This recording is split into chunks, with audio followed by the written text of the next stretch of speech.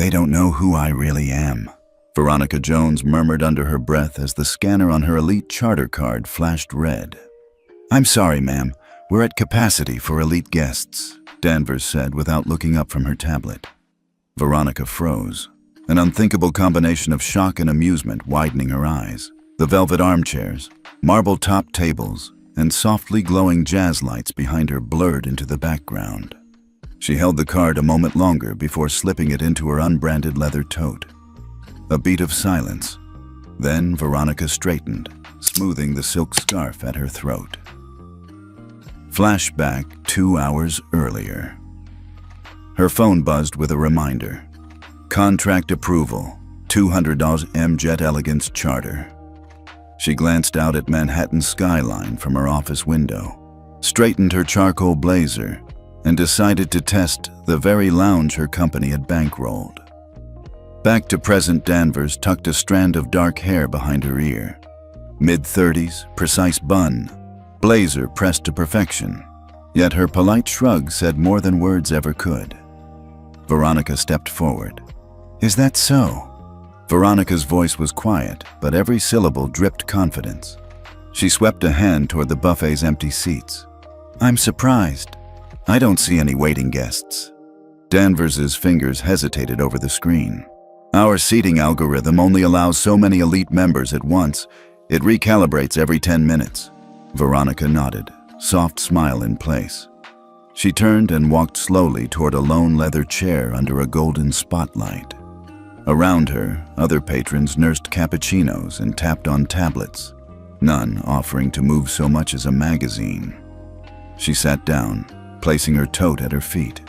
The card scanner clicked again, this time registering. A tiny indicator lit up on Veronica's phone. Stage 1, bias detection active. She inhaled the cool air scented with espresso and polished wood.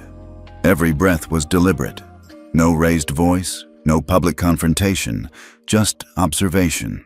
Every side-eye glance, every half-smile exchanged between Danvers and her teammates, every helpful redirect to the main lounge was being recorded. Veronica leaned back, crossing her legs, watching. First, the initial sting of dismissal. Then, the slow burn of indignation. Finally, a steady pulse of purpose. She would let them reveal themselves. Her silent power quietly ready to flip the script. Because what they didn't know yet was that when the bias alarm sounded, it would echo from every speaker in this lounge and bring the house down.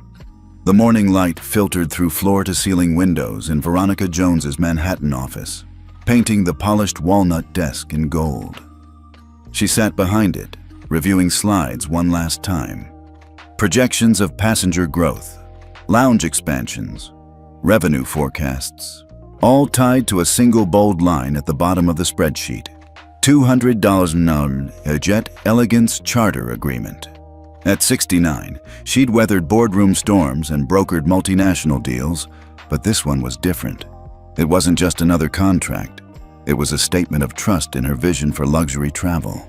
Veronica closed her eyes and let memory carry her back 5 years. She was younger then, hair shorter and streaked with daring silver. Jet Elegance was just an upstart charter startup competing against industry giants. Rumors whispered that a black woman couldn't lead a billion-dollar airline venture. Funny how assumptions echo louder than jet engines. She'd spent nights flying from New York to Dubai, smoothing out details with investors who tested her patience and pocketbook. Every handshake felt like a test, every raised eyebrow a lesson in restraint. Her phone buzzed again, an alert that the final internal approval had gone through. The signatures glowed on the screen. Donovan Heller for Skylux International, herself, and the board chair in London.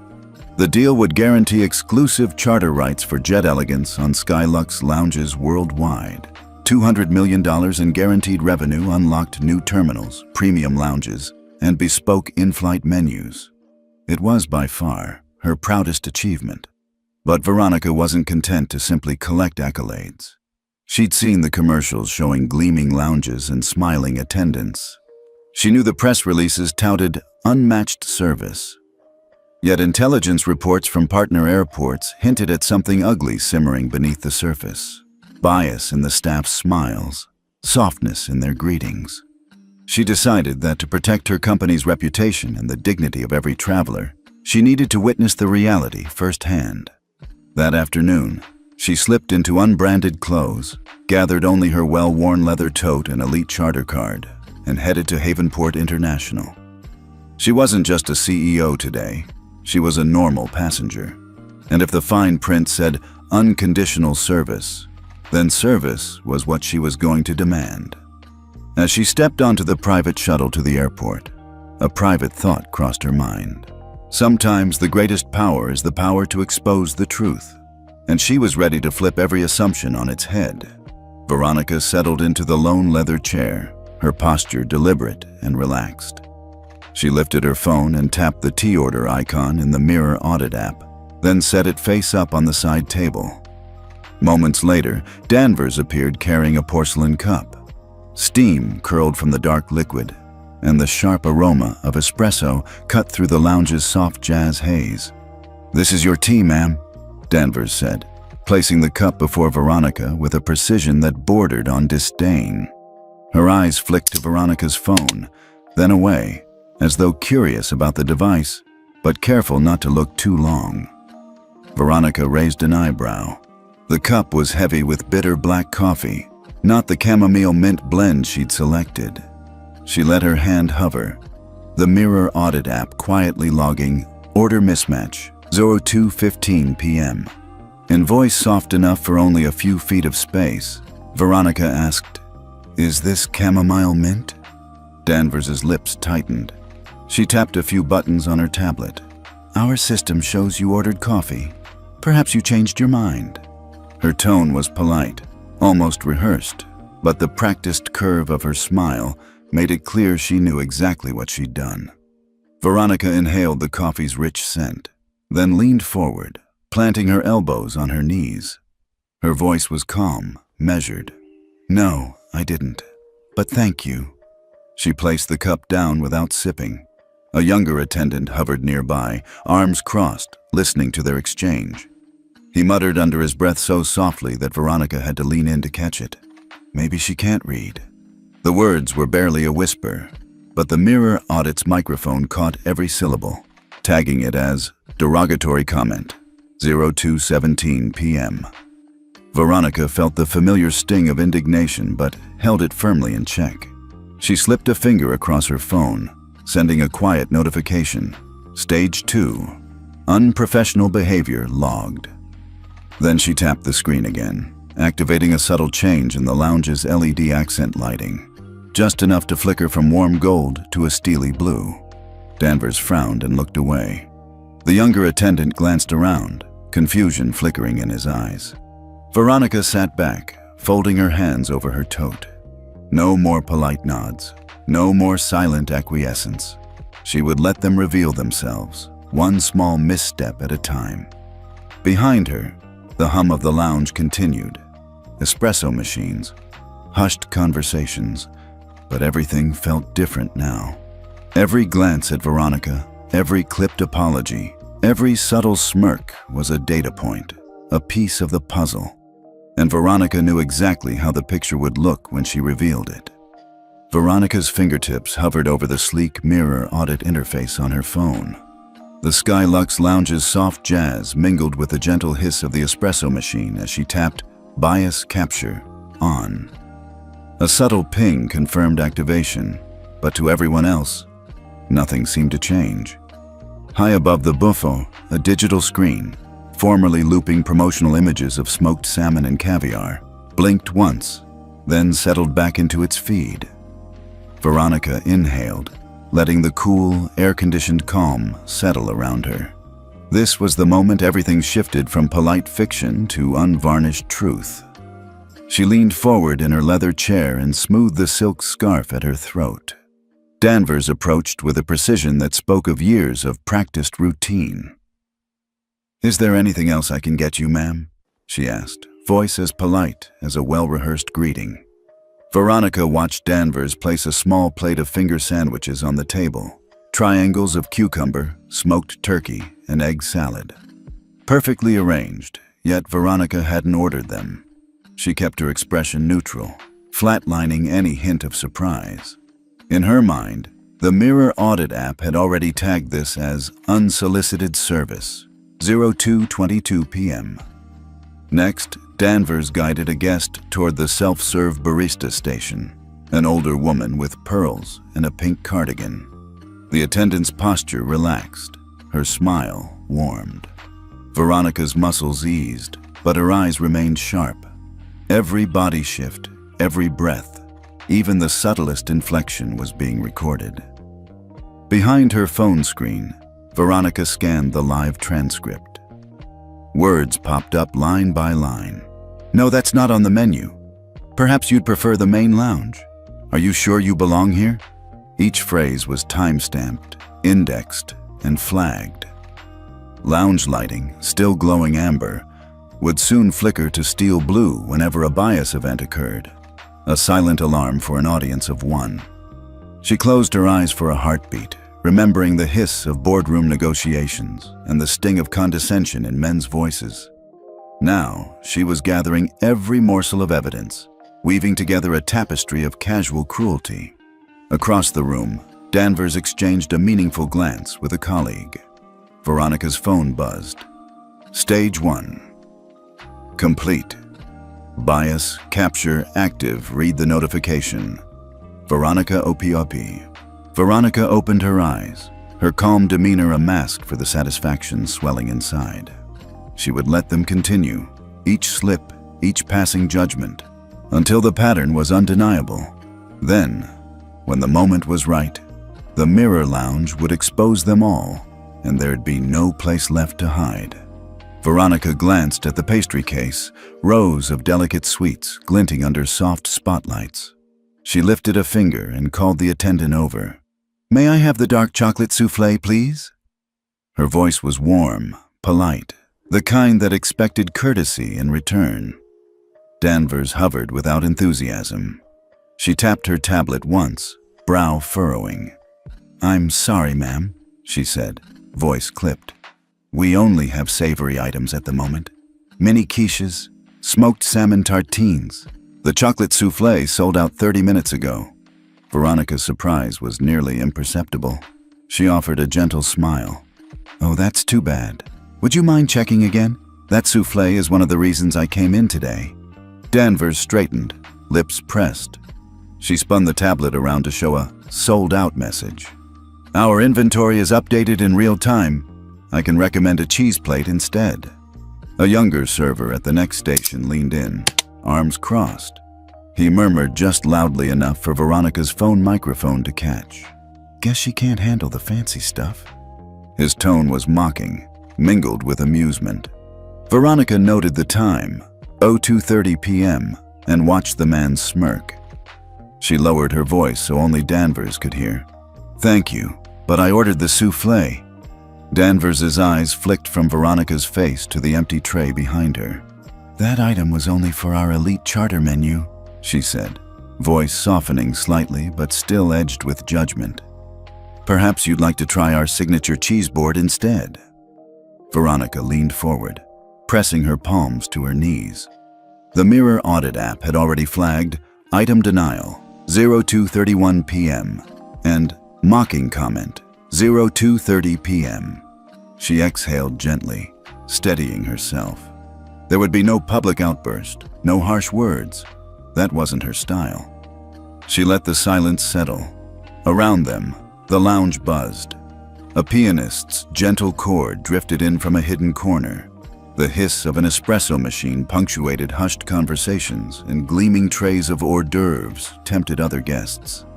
Yet Veronica sat still, each moment etching itself into her memory and into her audit log.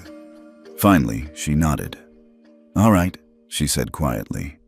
"I'll have the cheese board."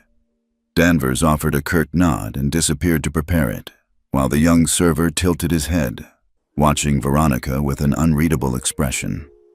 Veronica reached into her tote and tapped her phone. Stage 2. Complete. Unprofessional behavior logged. She leaned back, steadying her shoulders, letting the tension roll off her like steam. This was only the beginning. Each refusal, each sideways glance would build the case, until the Mirror Lounge flipped the story on them all. A pint of crystal-clear champagne arrived beside a tall gentleman in a tailored slate-gray suit before Veronica could finish a breath. Danvers moved with practiced grace to his side, her tone warm and solicitous. "Welcome, Mr. Chambers," she said, pouring the bubbles into his glass until the golden liquid rose just below the rim. "We've prepared a selection of your favorites." Veronica watched from her corner seat as Mr. Chambers nodded appreciatively and lifted his glass in a silent toast to her. The older man's eyes crinkled with surprise at the unexpected luxury. His shoulders relaxed as a silver tray of caviar-topped blinis was set before him. Every inch of Danvers's posture radiated genuine delight in serving him. Warm smiles, careful eye contact, and soft laughter as she described the tasting notes. Behind Veronica's phone screen, the Mirror Audit app flicked its tiny indicator. Show of favoritism, 02:45 p.m. A subtle shift in the lounge's LED accent lighting, amber to cool blue, went unnoticed by all but Veronica. She leaned back, heart pounding with a mix of shame and rage. The same effortless hospitality so freely granted to Mr. Chambers had been denied to her, the woman who had underwritten this lounge with her $200 million charter contract. A nearby guest, a matronly woman draped in silk scarves, raised an eyebrow at Veronica. She gestured to the untouched plate of finger sandwiches in front of Veronica and shrugged as if to say, "Can you believe this?" Veronica managed a small smile, folded her napkin, and sipped her still warm water. She felt her cheeks flush, not from embarrassment, but from the knowledge that she was carefully amassing every detail. As Danvers returned to Mr. Chambers to top off his flute, Veronica tapped the app again. Favoritism logged. Timestamp added. She watched the attendant's genuine enthusiasm, mentally contrasting it with the clipped half-smiles she'd received. Her pulse slowed to a steady rhythm. This was no longer a sting of personal slight, but a damning pattern of bias. Veronica lifted her chin, meeting Danvers's gaze across the room. Her eyes held an unspoken challenge. She knew what she was doing. She knew exactly what was coming next.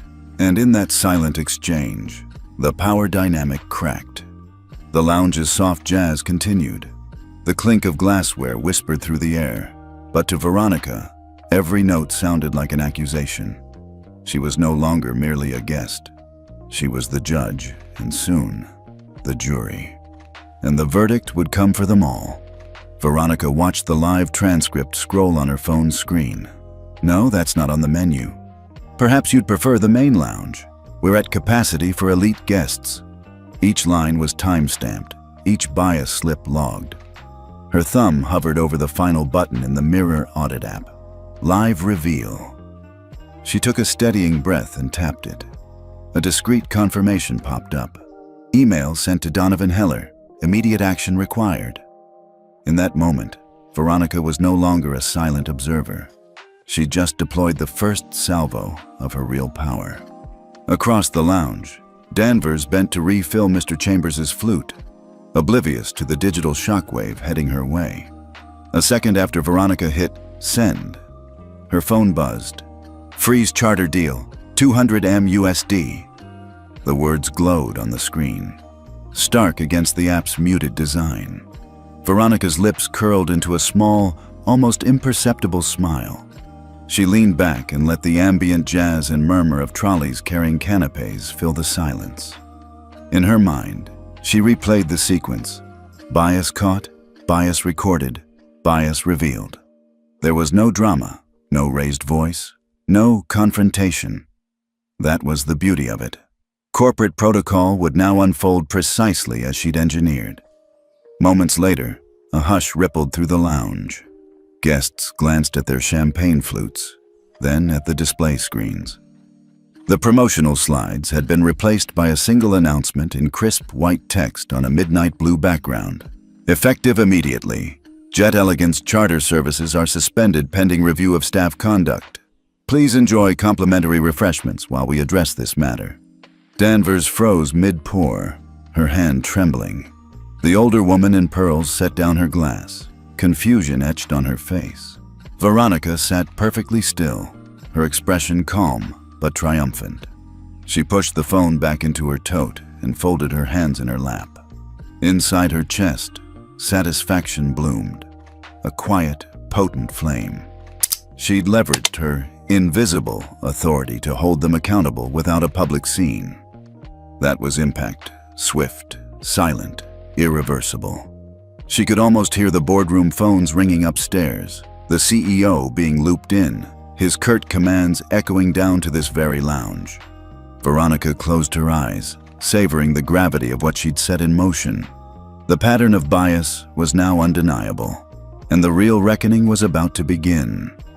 A ripple of murmurs spread through the Skylux lounge before Donovan Heller ever stepped into view. Veronica sat back, watching as the doorway framed a tall man in an impeccably cut charcoal suit. His silver hair was cropped close, his posture absolute authority. He moved directly toward Danvers. "Ms. Danvers," Donovan said, voice calm but carrying across the room. "I'm Donovan Heller, CEO of Skylux International." The lounge fell silent.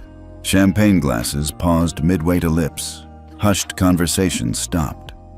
Danvers straightened and offered a tight smile. Donovan's gaze swept the area as he spoke. "Effective immediately, you and the 7 other staff members present are suspended pending compliance review." He raised his hand, and a discreet assistant appeared at his elbow to handcuff Danvers's access badge. 4 more assistants filed in behind him and calmly began removing the other 8 employees. No shouts, no panic, just swift, precise action.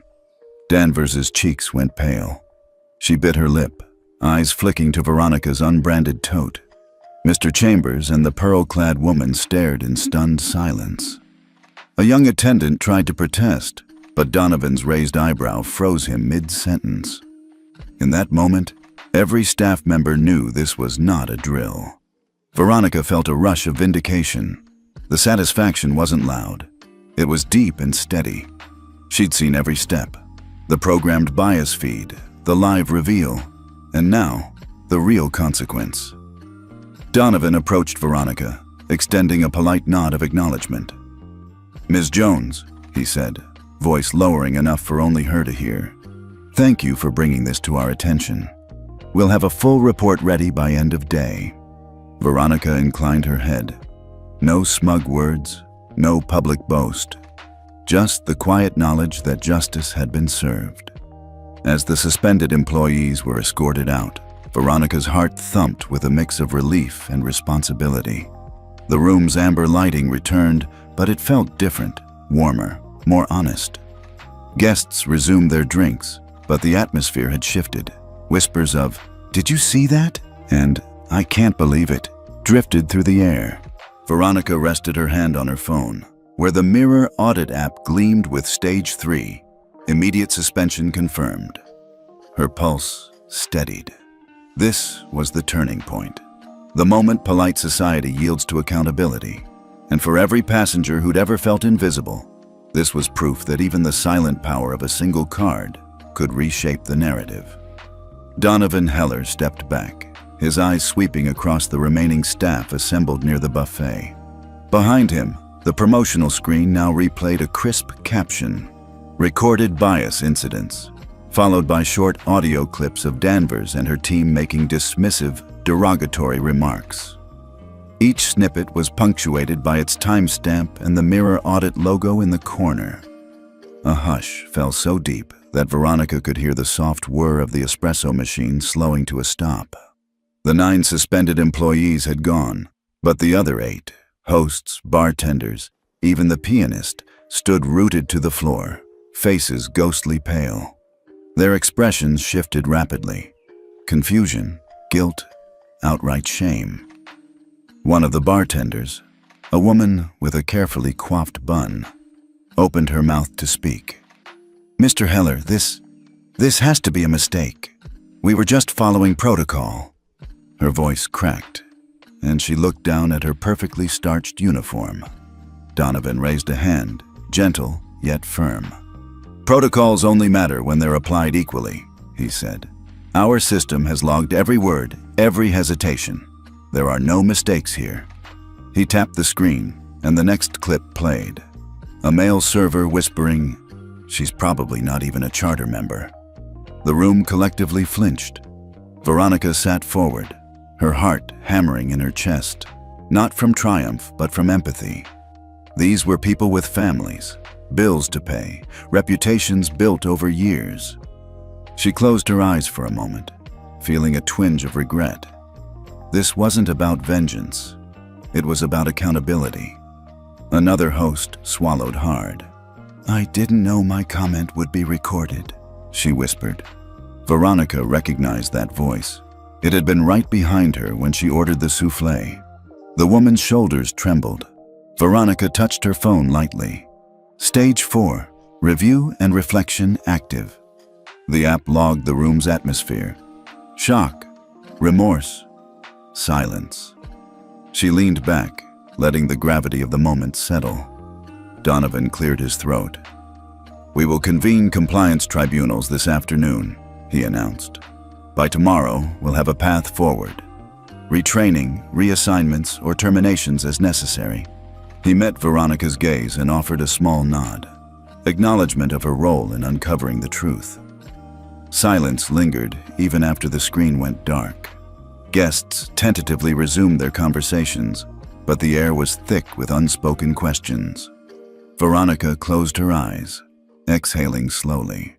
She had wielded her power with precision, and now the real work began, ensuring that justice restored dignity rather than simply piling on punishment. In that quiet aftermath, she understood the full weight of accountability and knew that sometimes the toughest lessons were also the most necessary. The lounge fell into an almost reverent hush. As Donovan Heller stepped aside and Veronica stood, her posture composed but undeniably commanding. Tall windows framed rows of plush leather chairs. For a moment, it felt like time had paused. Then, Veronica raised her hand slightly, an unspoken cue. "Good afternoon," she began, her voice clear and calm. "I'm Veronica Jones." A ripple of surprise stirred among the guests. Cameras stationed for promotional shoots began pivoting toward her. Veronica gave a gracious nod, waiting until the murmurs softened. "Earlier today, I arrived here as just a traveler, but I'm more than that." She paused, letting the moment expand. Then she pressed a button on her phone. Instantly, the big screen above the buffet switched from Skylux logos to a simple slide. Veronica Jones, CEO of Jet Elegance, signatory of $200 M charter agreement. Applause crackled through the room, tentative at first, then more confident as the text settled. Veronica continued. "This lounge, these services, were built on the foundation of that agreement. Yet too many of you treated me as if I didn't belong." She looked directly at the suspended staff, now seated on stools at the side, and then at those still standing. "Privilege is a responsibility, not an assumption." Behind her, the display shifted again to show snippets of the audit log. Bias incidents captured, timestamps, and audio clips of dismissive comments. Each clip played softly, but the impact was unmistakable. Gasps fluttered through the crowd. Guests exchanged astonished glances, and even Donovan's set expression softened in recognition of her meticulous orchestration. Veronica walked slowly to the front, every step deliberate. "Today was a test of integrity," she said. "Integrity is not a slogan, it's action. How we treat every person who walks through that door." She tapped her phone once more. "Activate compliance tribunals." On cue, staff in crisp black uniforms moved to guide the suspended employees out for formal review. A final slide appeared. "Zero tolerance for bias," in bold letters, followed by "Thank you for holding us to our promises." Veronica offered a small, genuine smile. "Let this be a reminder. Assumptions cost us our humanity." I believe in redemption, not ruin, so those who learn and change will be welcome back. The applause this time was real and sustained. As Gloria's soft jazz picked up again, Veronica slipped back into her chair. She crossed her legs and met Donovan's eyes. No words were needed. Justice had been served, and a new chapter for Skylux had just begun. The following morning, Skylux International's inboxes flooded with a single memo. Zero tolerance for bias. Mandatory retraining effective immediately. Managers across departments clicked open the attached action plan. Detailed schedules for workshops, one-on-one coaching sessions, and a new ethical service pledge every employee must sign before their next shift. Veronica watched the internal email chain from the executive observation deck. The city skyline beyond the glass, a muted backdrop to her phone's live updates. Each acknowledgement pinged. Received, lounge ops. Received, ground services. Received, customer relations. The momentum was undeniable.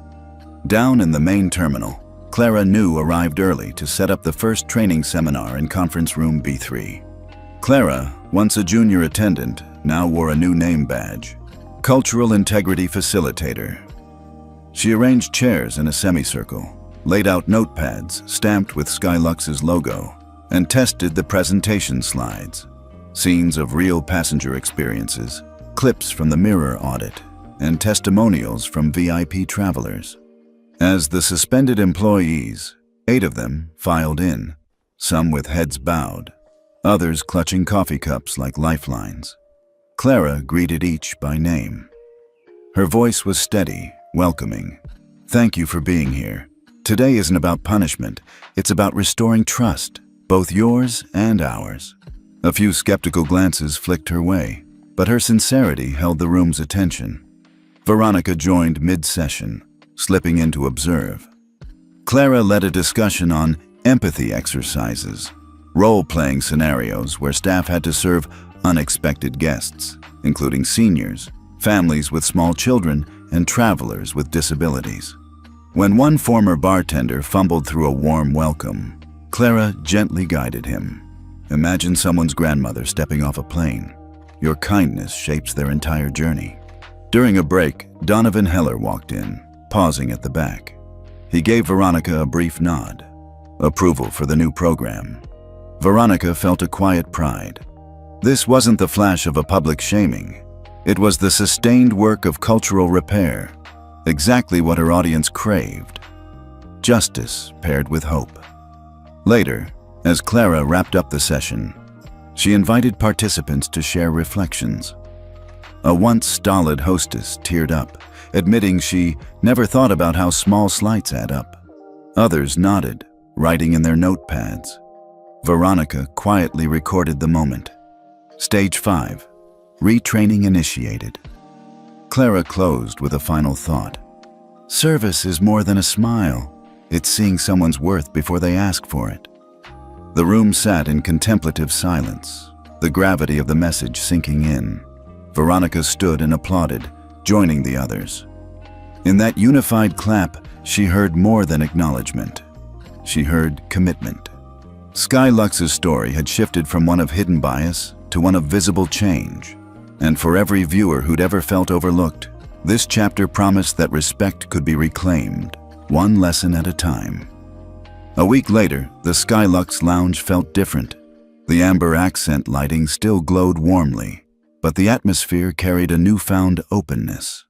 Veronica Jones wandered through the space one last time as part of her final inspection, noting smiles that felt genuine, not rehearsed. Near the buffet, Clara New greeted a weary traveler by name and offered a fresh towel without being asked. Veronica paused, watching Clara's calm professionalism. She remembered Clara's first seminar, how Clara had guided her peers to see beyond uniforms and routines. Now Clara stood confidently behind a podium, ready to share her story at the upcoming EverSky Global Leadership Summit.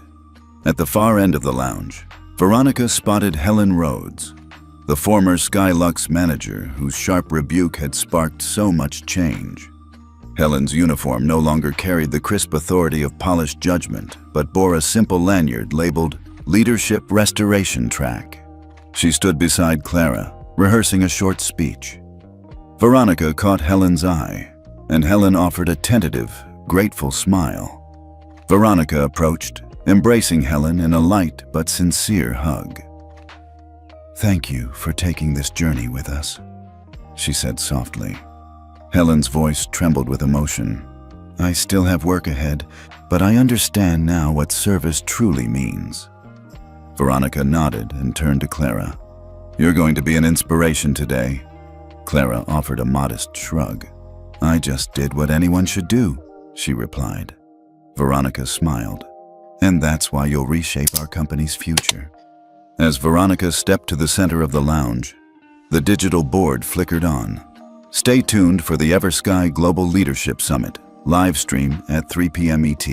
Below it ran the tagline, "Compassion in Action, Stories That Change Us." Veronica raised her hand as if addressing a room full of guests, and in her mind, she spoke to viewers worldwide. Respect isn't earned by wealth or title.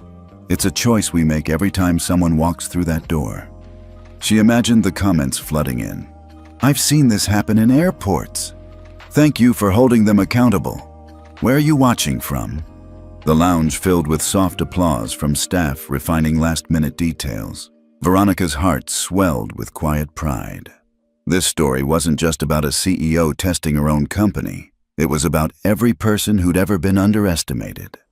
As the final strains of jazz drifted through the air, Veronica Jones knew the real journey was just beginning, one where empathy and accountability walked hand in hand. What part of this story resonated with you? Drop your thoughts below. We read every single one.